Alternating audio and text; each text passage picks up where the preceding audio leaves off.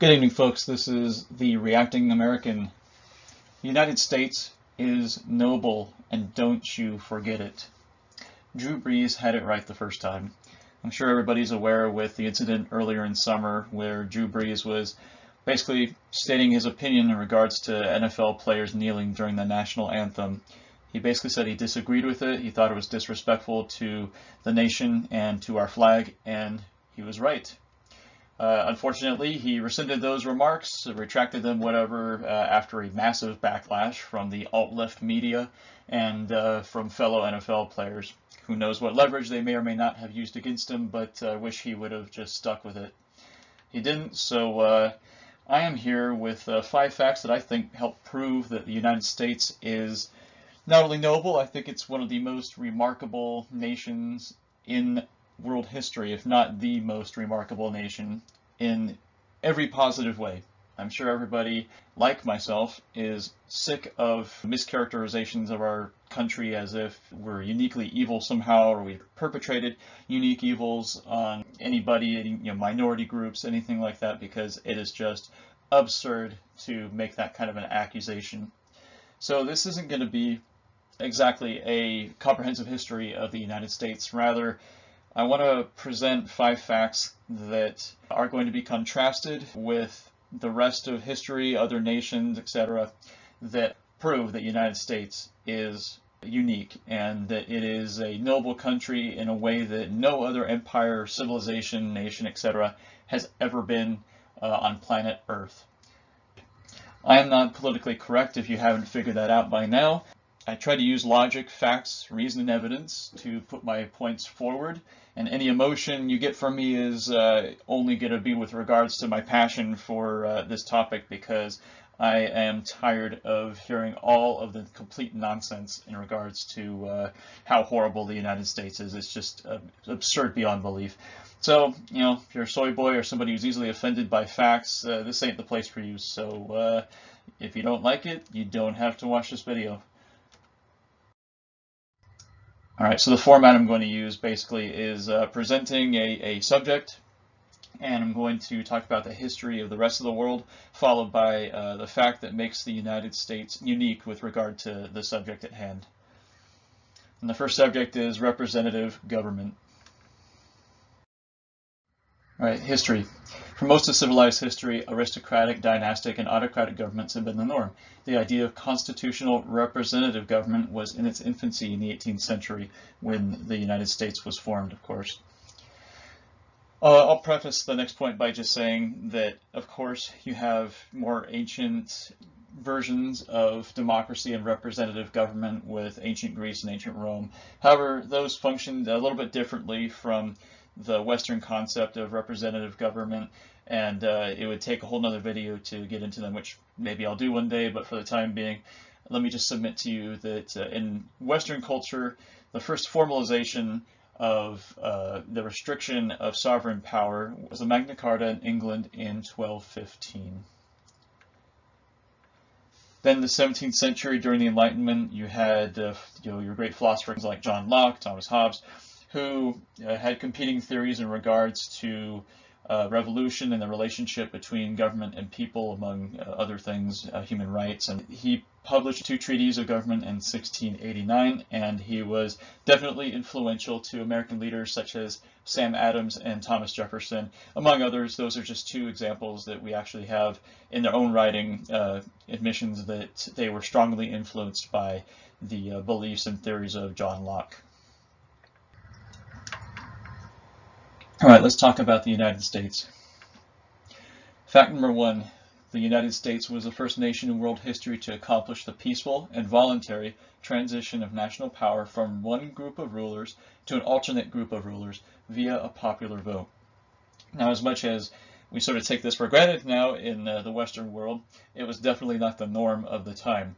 Normally, it was not uncommon for power to transfer via violent means, whether it was a coup, a revolution, that sort of thing, or in a dynastic lineage where the king basically left power to his oldest son, and usually the family went to war afterwards between the oldest son and his brothers to the detriment of the country usually.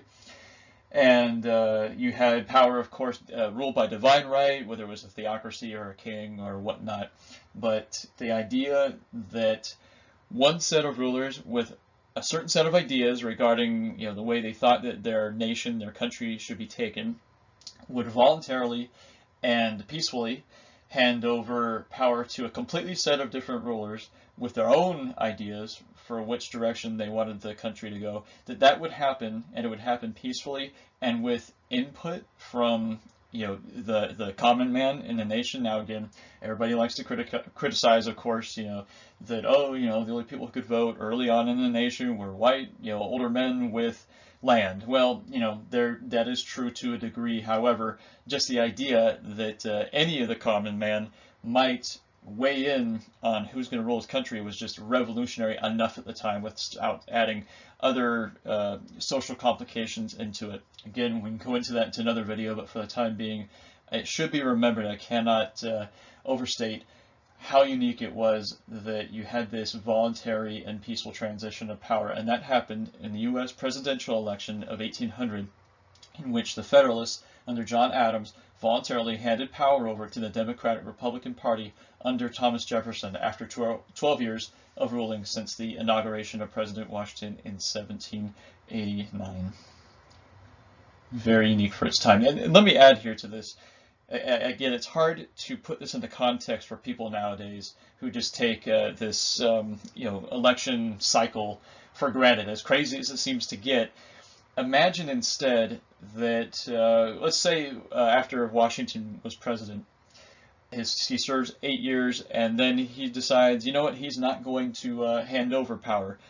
Forget elections. Let's just say that he was a well-respected general, and commander-in-chief. He definitely had loyalty of military force behind him. And what if he just decided, we're not going to have elections. I am going to change the Constitution, and I'm going to declare myself Generalissimo Washington, and I'm going to rule the country indefinitely until I decide to hand over power. And imagine that he gets enough military might behind him to do so, and then it's a matter of challenging him via revolution, via another politician who wanted to raise an army themselves, and again, you just basically have a breakdown of your nation and a constant a furthering of the trend of revolution and non-peaceful transition of power. Now, had Washington done that, obviously that's not what happened, but had he done that worldwide, the way that the rulers of the rest of the world, including France and Britain at the time, would have looked at that and really would not have been that surprised. It would not have been surprising because, again, that was the norm for the time, to have this transition of power happen in a way that involved a lot of conflict. And the United States was the first to break what was a common trend and set an example for the rest of the world in regards to representative government and the peaceful transition of power, with the added weighing in of those who are being ruled over.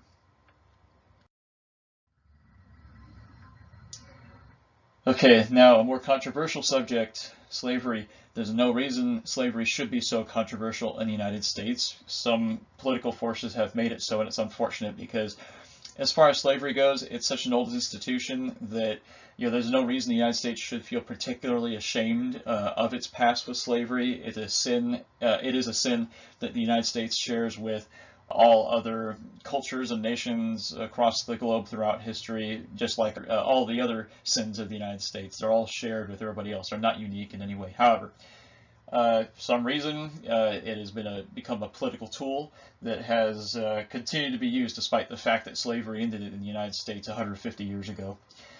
So, to sort of back up that point, this is obviously an illustration of Arab slavers moving black slaves out of Africa. And it's often not a known thing because our Marxist indoctrination camps that pass for public education nowadays do not teach slavery outside of the context of slavery in the United States. But it is a fact that Muslim slave traders brought more blacks out of East Africa into the Middle East than European slave traders ever brought out of West Africa into North America. For 1,000. 1,000? The Numidian alone is worth 2,000. These slaves are rotten. all adds to the flavor. No, wait. Okay, here you have a scene from the movie Gladiator. You've got the character here, I think his name was Proximo, trying to buy slaves to compete as gladiators in the Colosseum. And I don't know if this is when Rome was an empire. I believe it's supposed to be when it's an empire. Of course, it's a fictionalized version of a true story, but you get the point here. I'm just putting this out. Obviously, it's fictional, but you've got the idea that slavery has existed for a long time, and it was a casual thing. People bought and traded human flesh like nothing. And in this case, they bought, sold, and traded it to be used for a particularly brutal cause, the gladiator competitions in the Colosseum, where basically slaves were forced to fight to the death. All right, history of slavery. Like I already said, slavery is one of humanity's oldest institutions, literally thousands of years old. For as long as mankind has been civilized, which is about 10,000 years, starting roughly with ancient Sumeria, slavery has been around. Example here, you've got, I guess this is a tablet from ancient Egypt, where you've got Egyptian rulers ruling over Numidian or Nubian, I'm not sure which, slaves. And then, of course, this is a fictionalized version of the story of Spartacus, who was a slave who led a slave revolt in Rome. The title character is played by Kirk Douglas in the movie. I believe Spartacus not only led a slave revolt, but proved himself to be an able commander. But again, just an example, slavery has been around for a long time across all cultures. And as far as North America goes, indentured servants were first brought to North America sometime in the decade after Jamestown was established in 1607. Nobody knows exactly when, but sometime between 1607 and 1617, you had your first indentured servants brought. Now, the first year on record that Africans were brought to North America was 1619 to the colony of Virginia.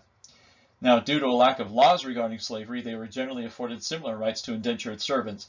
Remember, this is early on in the colonization of North America. You basically had a loose set of colonies with varying laws and rivaling interests, and also different religious values, that sort of thing. Similar culture, but enough of a variance, and there was no overarching law of the land at the time to sort of create a general broad category of laws regarding the trading, purchase, sale of human flesh, slavery. That did finally come about later in the 17th century, but for the first several decades of blacks being brought to North America, specifically, and also indentured servants, there were not really any established laws regarding slavery. All right, so let's get specific to the United States. Fact number 2, the United States ended the institution of slavery in a way no other civilization which practiced slavery can compare. Again, slavery's been around forever, and yet the United States fought a 4-year war from April 1861 to April 1865, which was undoubtedly the most devastating conflict in the entire Western Hemisphere. A minimum of 600,000 lives were lost, perhaps as many as 850,000. We'll never know, because you have to remember this is a time when there were massive casualties that occurred after the war due to illness, injury, infection that were not counted at the end of the war, but nonetheless, their injuries, their sickness they caught during the war, their deaths were a direct result of the war itself. So the United States suffered about 360,000 deaths, and the Confederate States had about 260,000 deaths. Now, this is a loss of about 2% of the total population of the United States in 1860, using the low-end estimate. And the Confederate death toll by itself represents the loss of about 5% of the population of the Confederate States of America, the South, in 1861. Now, the reason that number is higher is because the southern states were just less populated. But I would like to emphasize here, the United States is the only nation that fought this devastating war to end an institution that had been around for a long time. Now, scholars debate, as they say, regarding whether it was necessary to fight a war to end slavery in the United States. It's hard to tell. Obviously, we don't know what would have happened if the North had either let the South secede or if they had not pressed the issue of slavery so much. Obviously, the abolitionists, who were both in North and South, were not going anywhere. And the southern states had a culture that was very much set in place regarding not just slavery, but also racism that just doesn't go away overnight. So we can only speculate on what would have happened if the United States tried to rid itself of slavery via peaceful, diplomatic means. But needless to say, no other nation fought to end it so quickly. 4 years, you had an institution that existed among our nation at that time in 1860 for about 84 years, roughly 85 years. You never had a situation in which a nation devastated itself to end this institution, but they did so out of a principle. And it should be remembered that the loss of life at this time, these were the most promising portion of the population of these nations. These were young men with who knows what promise, entrepreneurship, economic prosperity that was lost for the nation as a result of their lives being lost to this cause. So again, just a devastating war, and really I look at it as an admirable thing, as tragic as it was, that the United States sacrificed so much to end this institution, and that should be remembered. Not just the fact that it practiced it, because again, every single culture practiced slavery, and only the United States sacrificed this much in such a small amount of time to get rid of this evil institution.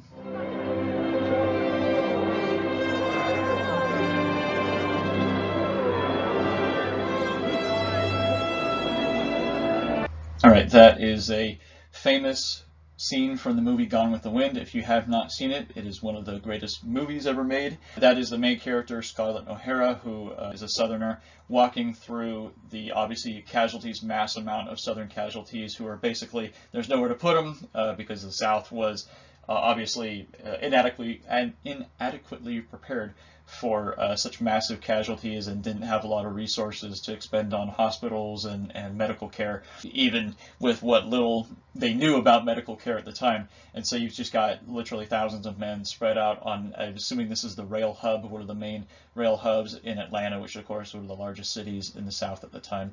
And this is just prior to Sherman's marching through and destroying the city. But again, just an example of the devastation, just a visual example that has always sort of been impactful. It's a famous scene.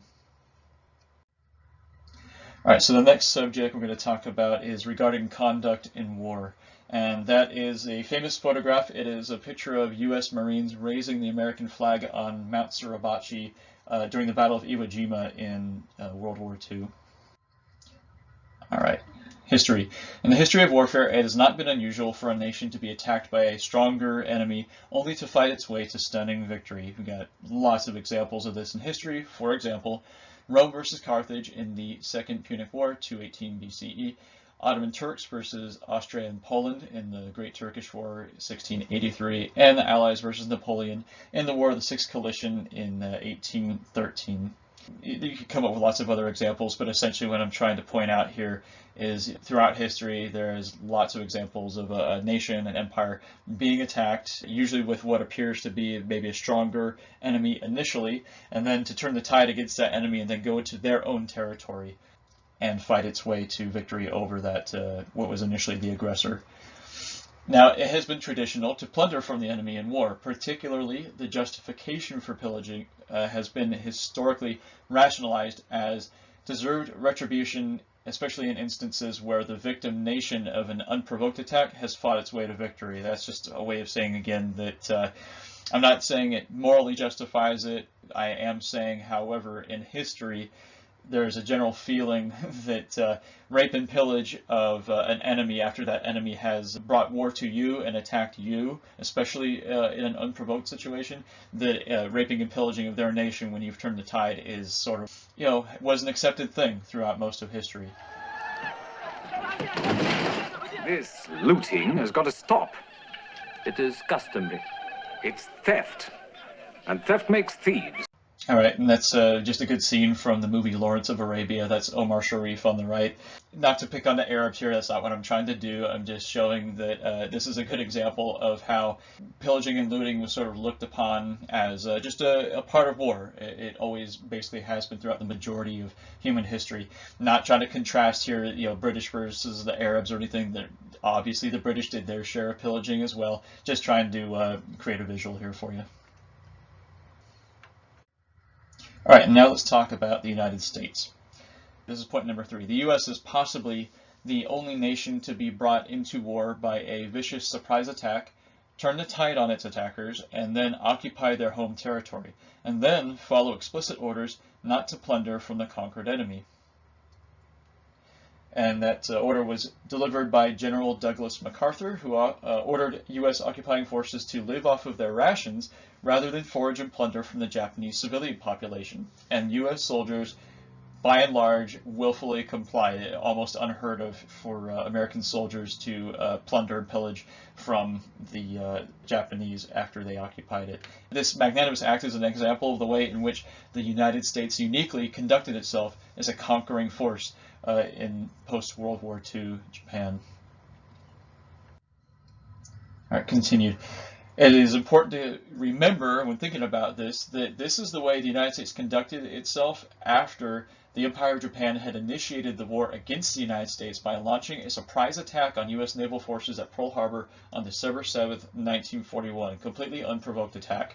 And you have a picture there that's from the attack on Pearl Harbor. I believe that is a photograph of the USS Arizona, a battleship, exploding after either a bomb or a torpedo from a Japanese plane struck its, I believe it was a magazine or something that caused some ordnance that caused massive explosion. And not to beat a dead horse here, but you need to keep in mind that the United States conducted itself in such an admirable way after, for example, the brutal mistreatment and torture of Allied prisoners of war by the Imperial Japanese Army. For example, the Bataan Death March, April 1942, which was basically an instance where the Japanese Army forced, I don't know, thousands, I think, of U.S. and Filipino soldiers to march miles and miles and miles under horrendous conditions with very little water, little food, and there were just tons of casualties of POWs, and that's what you see in that photograph there. That is Allied troops carrying the bodies of their compadres who died en route on this horrible march.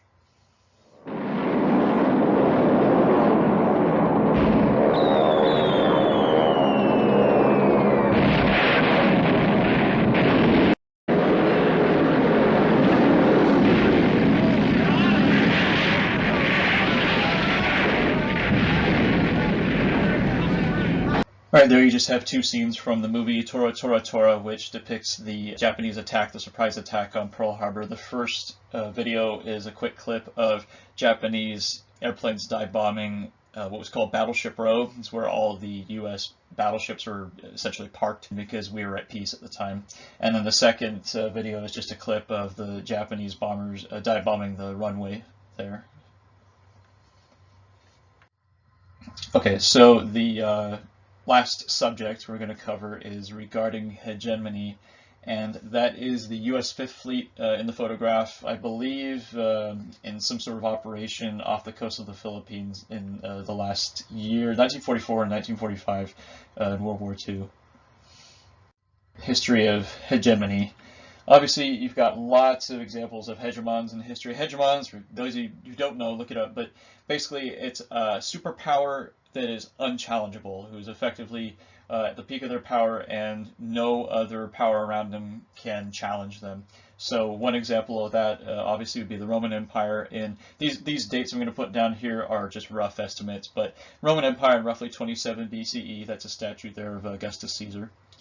The Mongolian Empire in 1279, that's a statue of Genghis Khan in Mongolia. And the British Empire in 1820. Now, that warship in the photograph is actually, I don't remember what it's called, but it's a British warship from actually the late 19th century, from like 1870s, I think. And instead of putting a statue or the face of a leader there for the British Empire, I put the ship because the British Navy really was the symbol of British hegemony in the 19th century and early 20th century. It was just unchallengeable. It could go anywhere across the globe and completely unchallenged. Now, these are just three examples. There's obviously other examples. You could say Spain during the mid-16th century, the Ottoman Turks during the mid-15th century, etc., etc. There's lots of examples of hegemons in history. And now let's talk about the United States as a hegemonic power. This is a photograph of General Douglas MacArthur signing the Japanese surrender on the USS Missouri, a battleship in Tokyo Bay, that he is signing the formal surrender of the Japanese Empire to the United States, and this is September 2nd, 1945.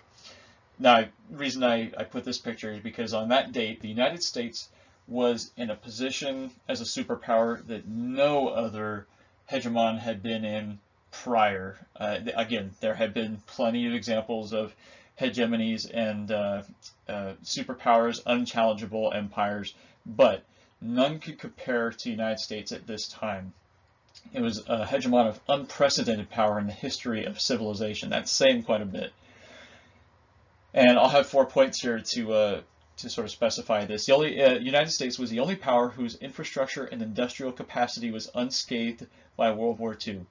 Most of the nations, the belligerents in World War II, had their territories devastated by the war, whether by bombings or actual physical occupation by troops. But the United States was the sole power in the world at this time whose infrastructure was completely untouched, with the exception of the attack on Pearl Harbor and a couple territories in the Pacific and then 2 islands in Alaska that didn't really have much infrastructure anyway. The United States was completely untouched, so its industrial capacity was certainly at the max. And it was also the only nation with a stable currency. The other nations were either in debt or didn't have even currency to speak of because their empires were falling apart, so to speak. It was also the sole possessor of the atomic bomb. Obviously, everybody knows about the atomic bomb. I will be doing actually, you know what? I actually blogged about the dropping of the atomic bombs on Japan and why they basically are justified. Not to say that they're not tragic, but giving a solid argument for why they're justified. And I'll put a link to that blog in the description so you can read about it. But for the purposes we're talking here, the atomic bomb, the United States is the only one that had it, and it was, at the time, the single most destructive weapon in history. And the United States, when it was in possession of a navy and air power, which were the greatest in number and quality by far. I mean, at this time, the United States had the number of aircraft carriers that was something like twice, if not more than twice the size of the next 2 powers combined. And now keep in mind that the United States is in this position of unprecedented, unquestionably unchallengeable power, and yet the U.S. immediately demobilized 75% of its armed forces following the surrender of the Axis powers. Cannot overstate that, how amazing that is. Never has this happened in history. You've definitely got hegemons who went to war, and at the end of that war, when it was clear that they were the victor, yeah, they demobilized part of their forces and whatnot. But I want to emphasize particularly here that you've never in the world had a power that was so close to world domination, really. The United States could have just steamrolled the rest of the world, the other superpowers, and really come as close as anybody has to world domination, and yet they did the exact opposite. They demobilized the majority of U.S. forces. And now keep in mind, this is while the U.S. was facing an aggressive Soviet Union, which had unprecedented numbers of armored vehicles potentially threatening Western Europe. In the last year of World War II, it started to become clear, even though we were still technically allies, it started to become clear that the Soviet Union was not going to honor any of its agreements with the Western powers in regards to post-war reconstruction or voting freedoms in Eastern Europe. They were clearly making a power move, and they had huge numbers of tanks and trucks and artillery vehicles moving in on Germany. And despite that, the United States still demobilized most of its forces. So again, just can't overemphasize how unique this is in history. All right, and fifth and final point, the United States is the only superpower in history to devote substantial resources into the creation and funding of an international organization that would be a check on its own power. And of course, that organization is the United Nations. I'll start by saying right off the bat that I have my own issues with the United Nations. It is a organization that has become corrupt, has been for a long time now. Like a lot of things, it was started with good intentions, but has since become corrupt, and you best believe I will be doing a video in regards to that. But for the time being, it was created with the idea of fostering peace, preventing a World War III from ever happening, where essentially you would have superpowers fighting each other and destroying half the world. The charter went into effect in October 1945. Again, only a month after the surrender of Imperial Japan. After that photo was taken, a month after that, when the United States was poised to possibly take over the world, they demobilize immediately, and then they contribute massive resources into an organization which would basically be a check on the power of the United States itself.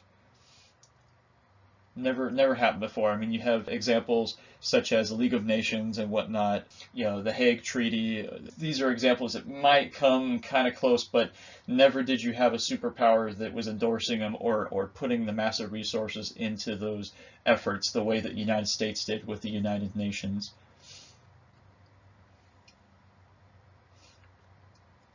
All right, and keep in mind, the U.S. committed not only massive economic resources, but human lives as well. For example, the Korean War, which was essentially a United Nations police action in response to the North Korean communists. Remember, after World War II, North and South Korea are split.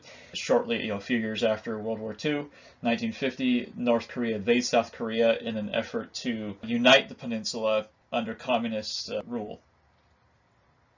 And now the United States made up about 90% of the responding United Nations forces, and consequently they made up about 89% of United Nations casualties. And keep in mind too, this is the most promising demographic of a nation's population is young men being sent to war. And this is in the 1950s, one of the most prosperous decades in the history of the United States economically. The promise that these young men had, again, entrepreneurship, wealth, economics, all of that lost on the battlefield of North Korea.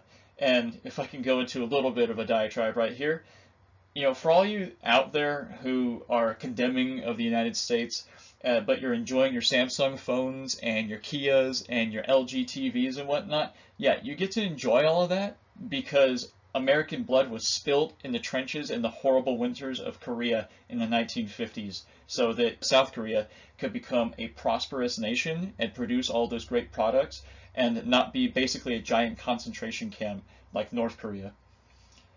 Yeah, by the way, any of you, if you have time, you think about it, look on Google Earth at North Korea at night. Yeah, it's a black hole.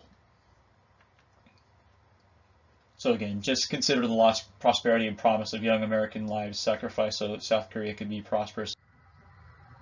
All right, so just some final thoughts here. Initially, I had this prepared as a 6th point, but instead I decided to use it as sort of an epilogue.